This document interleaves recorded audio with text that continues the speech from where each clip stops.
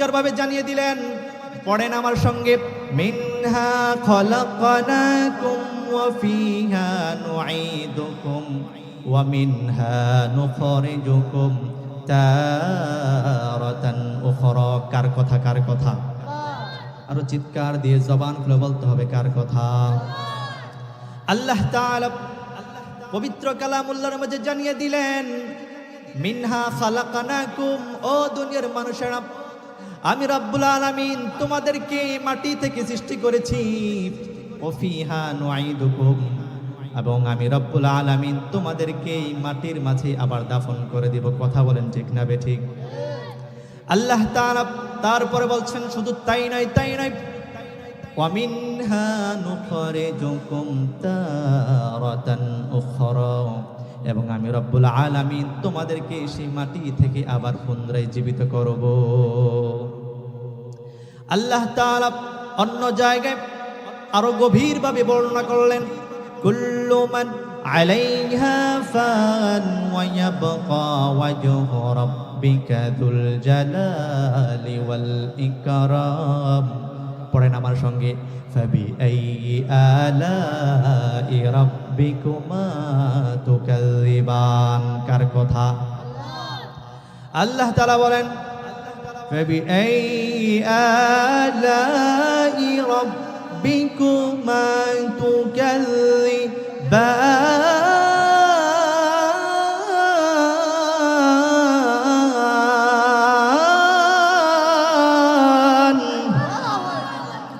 আমার ভাইরা, আমার বাবাজিরা, আল্লাহ তাআলা পবিত্র কালামুল্লাহর সূরাতুর রহমানের মাঝে বলছেন, কুল্লু মান আলাইহা ফান, এই পৃথিবীর সব কিছু লন্ডভন্ড হয়ে যাবে, এই পৃথিবীতে কেউ থাকতে পারবে না, এই দুনিয়ার সব কিছু ধ্বংস হয়ে যাবে। ওয়া ইয়াবকা ওয়াজহু রাব্বিকা যুল জালালি ওয়াল ইকরাম, তবে একমাত্র একজন বেঁচে থাকবে। ও মুসলমান, জবান খুলে আওয়াজ করে বলতে হবে, তিনি কে? আল্লাহ তাআলা বলছেন, ওয়া ইয়াবকা ওয়াজহু রাব্বিকা যুল জালালি ওয়াল ইকরাম, তবে একমাত্র আমি রব্বুল আলামিন এই পৃথিবীর মাঝে বেঁচে থাকব। এজন্য মুসলমান ভাইরা আমার, মৃত্যু কখন চলে আসে সেটা বলা যায় না। দুনিয়াতে আসার সিরিয়াল আছে, কিন্তু যাওয়ার সিরিয়াল নাই। কথা বলেন ঠিক না বেঠিক?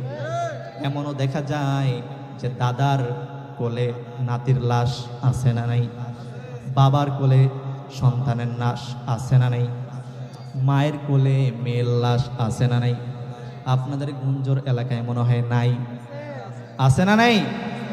এই জন্য একটু দিল দিয়ে চিন্তা করেন, মৃত্যু তো আপনার কখন চলে আসতে পারে সেটা আপনি জানেন না, সেটা একমাত্র আল্লাহ তাআলা জানেন। আল্লাহ তাআলা বলছেন যে, ফাইদা জাআ আজালুহুম ফালা ইস্তাখিরুনা সাআতাও ওয়ালা ইয়াকদিমুন, যে মৃত্যুর সময় যখন ঘনিয়ে আসবে, তার এক সেকেন্ড আগেও আসবে না, আবার এক সেকেন্ড পরেও আসবে না। এজন্য দিলটাকে একমাত্র আল্লাহ তাআলার দিকে রুজু করে একটু চিন্তা করেন, আপনার মরণ তো চলেই আসবে, চলেই আসবে। এ দুনিয়ার জীবনটাকে ছেড়ে দিয়ে আমাকে একদিন না একদিন মরণ হয়ে অন্ধকার কবরে চলে যেতে হবে। একদিন মাটির ভেতরে হবে ঘর, রে মন আমার কেন বাঁধ দালান ঘর। ঠিক না বেঠিক? একদিন মাটির ভেতরে হবে ঘর, রে মন আমার কেন বাঁধ দালান ঘর। প্রাণ পাখি উড়ে যাবে পিঞ্জর ছেড়ে,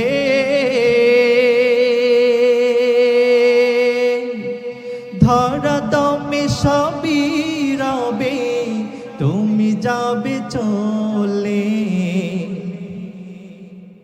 প্রাণ পাখি উড়ে যাবে পিঞ্জর ছেড়ে, ধরা দমে সবই রবে, তুমি যাবে চলে। বন্ধু বান্ধব যত মাতা পিতা সবই সুত, সকলে হবে তোমার পর।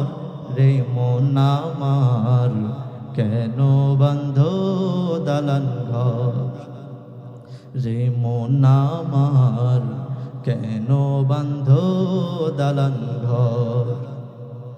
একদিন মাটির ভেতরে হবে ঘর, রে মন আমার কেন বন্ধ দালান ঘর, রে মন আমার কেন বন্ধ দালান ঘর। কথা বলেন ঠিক না বেঠিক? এই জন্য মুসলমান ভাইয়ারা আমার, আমাদের সকলকে একদিন না একদিন চিরবিদায় হয়ে অন্ধকার কবরের 3.5 হাত মাটির নিচে চলে যেতে হবে। আপনার যখন ইন্তেকাল হয়ে যাবে, আপনার আপন জনেরাই আপনাকে দাফন করার জন্য পাগল পারা হয়ে যাবে। কথা বলেন ঠিক না বেঠিক? আপনার প্রাণ প্রিয় স্ত্রী, যে স্ত্রীকে আপনি একসাথে না ঘুমিয়ে একটা রাত পর্যন্ত কাটাতে পারেন না, সেই স্ত্রী বলবে আমার লাশ ভয় করে, আমি মরা মানুষ দেখতে পারি না। আছে না নাই? আবার সন্তান মারা গেলে পিতা বলবে লাশটা পচে যাবে, লাশটা গলে যাবে, তাড়াতাড়ি দাফন করে যাও। তখন পিতা ও সন্তানকে রাখতে চায় না, সন্তান ও পিতাকে রাখতে চায় না। আছে না নাই? এই জন্য মুসলমান ভাইয়েরা আমার, একটু চিন্তা করেন, যখন আপনাকে কবরে রাখা হবে তখন আপনার সঙ্গে এই দুনিয়ার ভালোবাসা, দুনিয়ার প্রাচুর্যতা, দুনিয়ার গাড়ি, দুনিয়ার নারী কোনো কিছুই আপনার সঙ্গে যাবে না। আপনার সঙ্গে যাবে শুধু আপনার নেক আমল। ঠিক না বেঠিক? এই জন্য আমাদেরকে নেক আমল বেশি বেশি করতে হবে, বেশি বেশি আমলে সালেহ করতে হবে। আল্লাহকে যদি আমরা পেতে চাই, আল্লাহর ভালোবাসা যদি আমরা পেতে চাই, তাহলে আল্লাহর রাসূলকেও ভালোবাসতে হবে। কথা বলেন ঠিক না বেঠিক? আমরা জান্নাতে যেতে চাই কি চাই না? কারা কারা জান্নাতে যেতে চাই? নারে তাকবীর, নারায়ে তাকবীর, নারায়ে তাকবীর। আজকের মাহফিল, আজকের মাহফিল, সকলে হাত নামাই। আলহামদুলিল্লাহ, আল্লাহ তাআলা আমাদের মাহফিলকে কবুল আর মঞ্জুর করে নেন। সকলে বলেন আমিন। বলছিলাম যে আমরা সকলেই জান্নাতে যেতে চাই কি চাই না? জান্নাতে যেতে হলে সর্বপ্রথম আপনাকে আল্লাহর ভালোবাসা পেতে হবে। কার ভালোবাসা? একটু দারাজ কণ্ঠে আওয়াজ করে বলতে হবে, কার ভালোবাসা পেতে হবে? আল্লাহকে যদি আমরা পেতে চাই তাহলে আল্লাহর রাসূলকে খুশি করতে হবে। কাকে? আল্লাহর রাসূলকে শুধু ভালোবাসলেই হবে না, আল্লাহর রাসূলকে খুশি করতে হবে এবং তার ইতাআত করতে হবে। ইতাআত বির রাসূল করতে হবে, তাকে আইডল হিসেবে মানতে হবে। আমরা এখন আইডল হিসেবে কাকে মানি? Salman Khan, Shahrukh Khan, Neymar, Messi. আছে না নাই? আমাদের বাংলাদেশের ছেলেপেলেরা নেইমারকে মডেল হিসেবে মানে, অথচ নেইমার সে ঈমান গ্রহণ করে নাই, সে হচ্ছে বেঈমান। আর যে মুসলমান বেঈমানকে অনুসরণ করবে, এই বেঈমানের সঙ্গে তার হাসর নাসর হবে। কথা বলেন ঠিক না বেঠিক? এই জন্য একজন মুসলমান যার হৃদয়ে আল্লাহ তাআলা মুসলমানের দায়িত্ব দিয়েছেন, যার হৃদয়ের ভিতরে সামান্য পরিমাণ ঈমান দিয়েছেন, সে মুসলমান কখনো বেঈমানের অনুসরণ করতে পারে না। কথা বলেন ঠিক না বেঠিক?